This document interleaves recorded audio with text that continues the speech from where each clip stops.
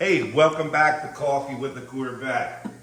Last time we left off, we got the car into an epoxy primer. I told you I was going to do the doors, the hood, the hatches next, but I lied. I do that sometimes. Actually, I just wanted to let the car bake in our booth for a little bit. We did put the epoxy primer on pretty heavy, so I'm going to be playing with the chassis while I'm waiting. And we're also, oh my God, long overdue upgrade to our spray booth. I mean, we're getting downdraft system put in. So needed it, so needed it. But I've been working on the frame now. It's really starting to come out pretty nice. Removing all the rust, we talked about that.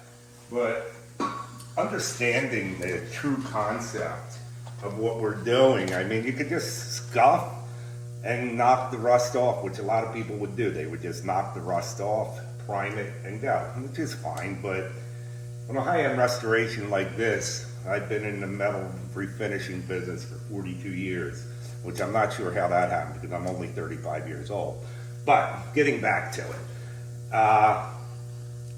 you could just scuff it.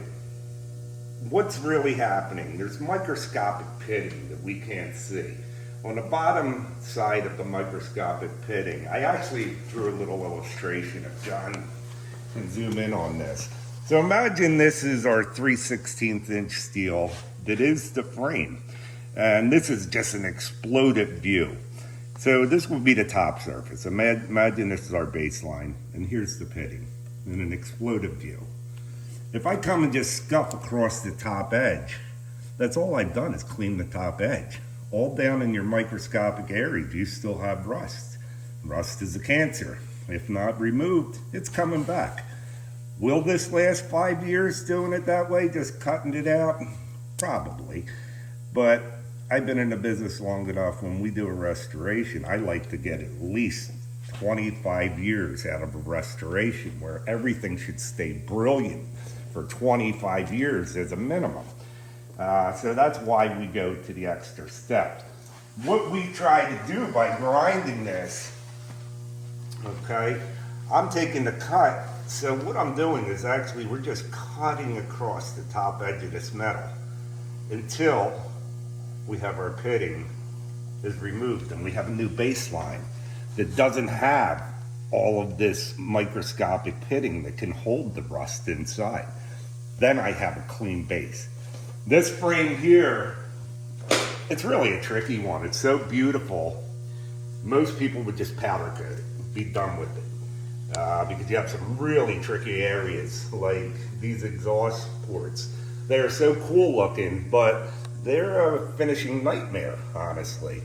We have rust all on the inside of here. And then if we go, we're going to go the route of filling all the welds and actually putting a wet coat on this instead of just powder. So I have to get in and we have to get the rust out of everywhere in here. There's not a lot of great tools out there, so I wind up making most of my own tools. You have to adapt. This is nothing more than, these are belts that we use on our belt grinders. Now don't try this with regular sandpaper. It'll just explode all over your face, but this has a really good backing. So what I can do is I can take and wrap this, and I consider it a flap wheel. Many, you know, you want to get it thicker, thinner, whatever you're doing, you'd have to really get the feel of this. Again, I've been doing this for 42 years. So once you get into something like that, you just give her a rip, take a center punch, punch it out. I put it onto a die grinder. All right, and I'll show you how we can get into these areas. Let's do this side over here because this is untouched, just so you can see where we're starting. All right, so we're gonna come in here.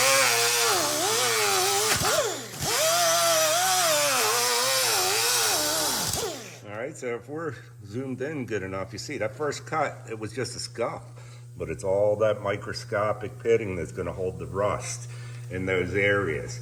So I like to get down, get all that out. There are chemical treatments out there I'm not a great fan of them. Most of them actually promote rust if it's not done correctly.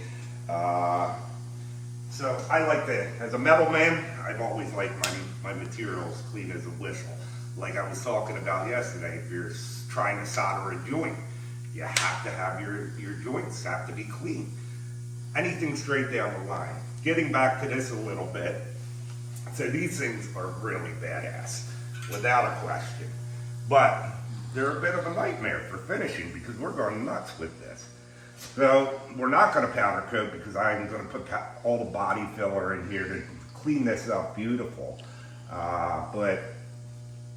So we're stuck with wet coat. You do all the time to put a beautiful wet coat in here, and then you have the heat traveling through these pipes, and your work's going to be ruined. So my idea is I'm going to roll a couple layers, probably 2 layers. One would be just a regular stainless steel, and then I'll do a mirrored stainless steel as a heat shield to run through here. Plus, once I get this all painted out, imagine, you know, if you have mirrored stainless steel there, just popping it out. So not only will it just be amazing to look at from underneath, but it's going to be functional. With a dual layer back here, as I travel through, that's going to allow all of my heat to disperse, and our beautiful paintwork that we're going to put all the time into will last. Another thing, I guess I'm kind of getting off track, but I'm just trying to help anybody at home that may be doing a project like this. So as you're sanding, again, I'm using a piece of our belt. You know, let's look at these welds. That's a really tough area to try to get this stuff out of. I sand across it, I go this way, whatever you do. I'm just having it's a bit of a nightmare. I'll go back to my flap wheel again.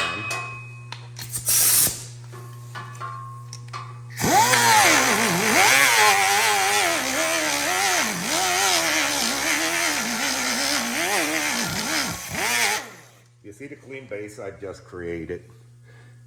I know that when I do my finishing work, this isn't popping 5 years from now. This isn't popping 10 years from now. I guess that's the difference of what we do here, is we take the time to do it right. Yeah, I can make this car look gorgeous and go out the door. 5 years from now, this is all starting to pop. I don't know. The disposable world we live in anymore. Nobody wants to do a quality job. Nobody wants to spend the time to do what it takes. But, so our next step is we're waiting for the power plant. At that point, once we get that in, we'll set the motor, transmission, drive shaft, stainless steel exhaust. We'll have to bend all the way out. It's going to run right through the rear bumpers, as it should. And at that point, once we get that set, it's time to break this down. This will wind up on a rotisserie. All the control arms, all the suspension. Every nut and bolt will come back off this. Every nut and bolt will be refinished. Thanks again for watching, guys. I appreciate your time. I hope, maybe I'm teaching you something. I'm not sure.